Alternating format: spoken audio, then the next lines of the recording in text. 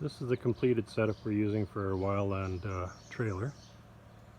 Nice little flat deck trailer we picked up at auction. We have toolbox mounted in the frame in the front there. You can keep some of your discharge hoses and things like that up front, as well as any little parts. With the headache rack mounted up with a couple tool holders so you can put in your shovels and such. Front corner of the trailer we have another mounted storage unit. It has 250 feet of hose, forestry fittings on it. Right up beside that we have a hose reel, 3/4 inch hose, and we can put up to 200 feet on that one. Got a firefighter nozzle on the end of that, and once again got a hold-on poly tank we bought used as well. On the driver's side of the pump unit, we've got a side discharge nozzle so we can do sort of wet down the ditches and things like that, keep them from sparking back up. You can get a little bit better look of the system on the side coming out of the pump. Got cam lock fittings on the tank as well. And then if we go to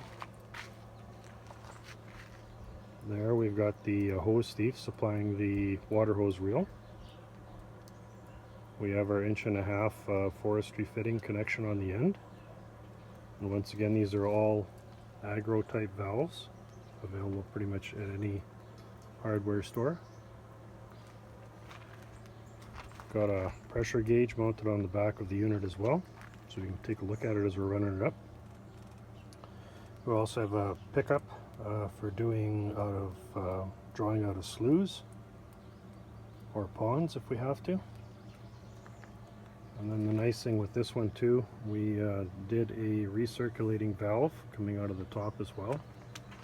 Goes over to the side of the tank, pushes water back in. It's important so that if we're not actually pushing any water out, we're not creating any excess pressure on the pump and burning it out, so we can open that valve. And it's all nicely mounted down, nice and tight. And once again, that is our Princess Auto 2-inch high pressure transfer pump.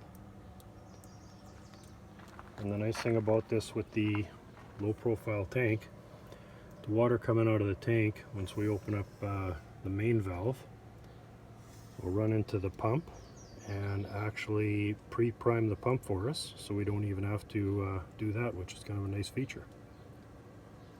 And what we're going to do then is, on our next video, we're going to fire this up and give you a little demonstration about capabilities and have a listen to it running. Thanks.